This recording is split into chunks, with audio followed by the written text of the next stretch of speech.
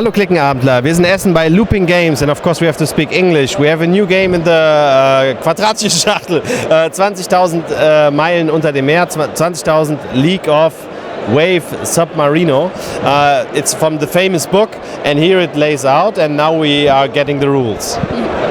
Hi, my name is Marta. Ja, ich habe eine kurze Erklärung auf Englisch. Die können leider kein Deutsch. Na gut, ich erkläre es dann einfach auf Englisch. The story in the book, we have Professor Aronnax, who together with Captain Nemo and Ned Land explore the seas on board of the Nautilus, the submarine, and we face dangers like sharks that eat a member of our crew, or a whirlpool that swallows up in the deep. And we also make some interesting findings like islands, ships, we see whales, and we also can find treasures. This is our map, this is the surface, and this is the deep. It would look like this. We start in the surface and we have to explore and draw in our map of what we find. We can also find Atlantis, the lost city in the deep of the sea. These cards show what we find on the surface, and these cards show what we find in the deep. In every round, we face a different danger, and so in each round we have to choose one character, and we take the cards. Well, we don't take them, but we choose the cards in this row. Okay, they remain on the table. So let's say I choose Nemo, and it decides how far I move and what I find. So the first thing I do in my round is to choose a character. So I write the letter here without letting the other players see it. And then all the players at the same time, they show their letters, and the letters that are repeated, for example, let's say I have an N, you also have an N, but you have an A. Then we both, who have chosen N, get the danger. So we have to cross this sailor. He's dead. He's being eaten by a shark. So we have chosen our letter, we have faced the danger, and now it's time to move. How do I move? I move 1, 2, 3, and 4 times. I count all the submarines that appear in this row. I can move like this, or I can also move from the surface into the deep. So if I'm number 13, I dive in to number 13 in the deep. Of course, I cannot move through obstacles. And obstacles is practically everything we have in our map, like an island, a whale, or a treasure, because the chest is very hard. We get damage. I mean, we can go through it, but we get damage at the front of the Nautilus. Okay. An exception are ships, because every English ship that Captain Nemo used to find, he tried to destroy it and sink it. So I could move like this, like 1, 2, and then I cross a ship and I make a mark here out our ship score. Yeah, that's the only exception. But once it's sunk, I cannot go through it again without getting damage. So I have moved. Let's say I end my turn here. I have chosen N. So now I see what is in my card. In the surface, I draw an island, and in the deep, I draw a treasure with 1 gold coin. Where do I draw it? In the immediate surroundings. So I cannot draw it here, and I cannot also draw it just under where I stand. It has to be the immediate surrounding. So let's say we get an island here. So, okay, and where do I draw my treasure? I look for number 26 in the deep, and I can draw my treasure either here or in the immediate surroundings. Let's say I'll draw it here. Okay, so okay, now I have to see where I stand. Okay, let's say I end my turn here. Instead of the surface, I end my turn here.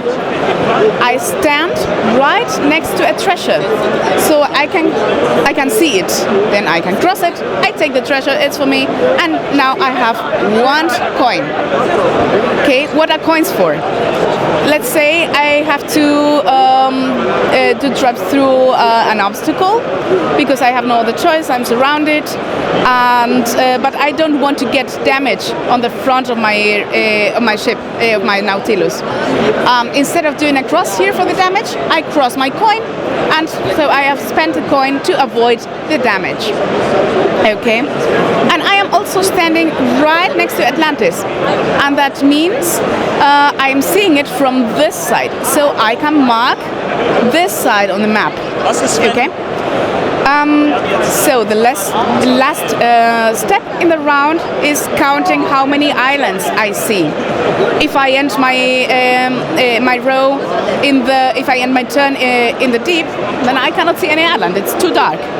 But if I end my turn here, then I can see an island. We can see islands from a distance. We don't have to stand right next to them. If it's a straight line, so let's say I'm standing here, it's a straight line, so I can see this island. So I get 1 point here. Okay.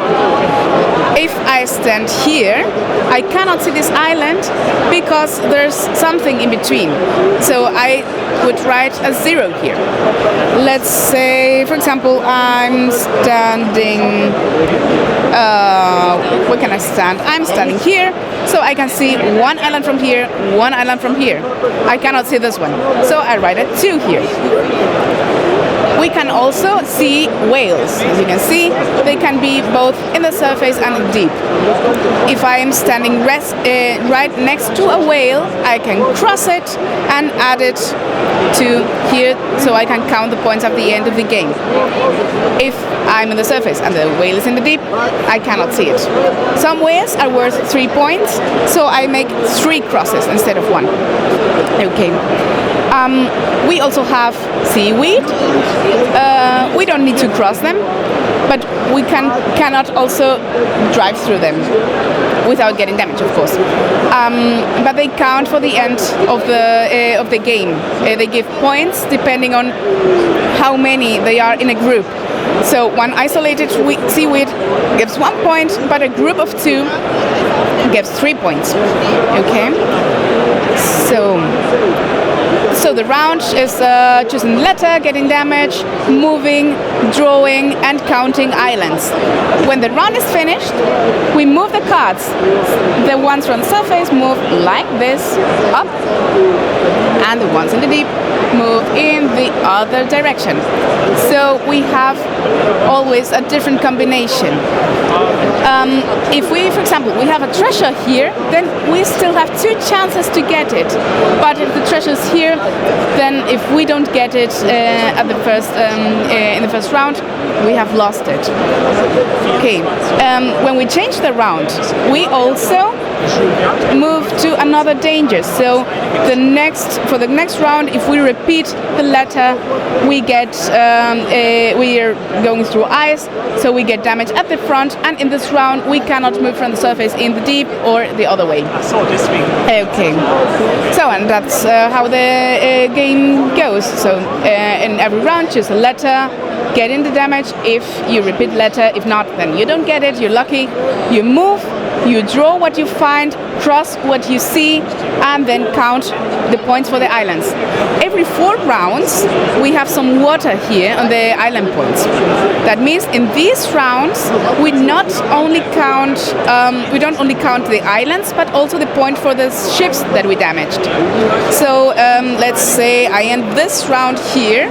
I'm seeing 1, 2 islands, and I have 2 ships here. So so I get 4 points. Okay.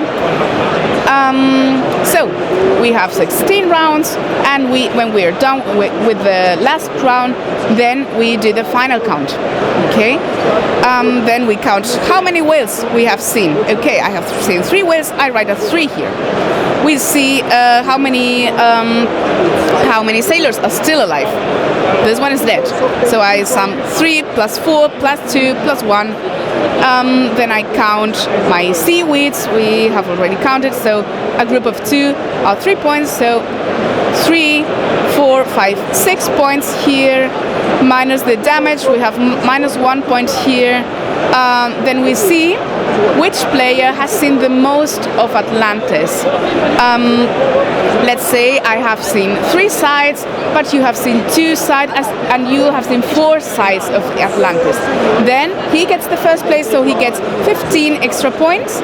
I get the second place, I get 7 points, and you're the third, you get 3 points. If you haven't visited Atlantis, you don't get any points here. And then we add the points for the islands, so 2 plus 4 plus whatever comes, and then we see which letter we have used the most, and then we get this special effect. For example, if we have used more N than the other letters, then every treasure that we have drawn on the map counts 2 points.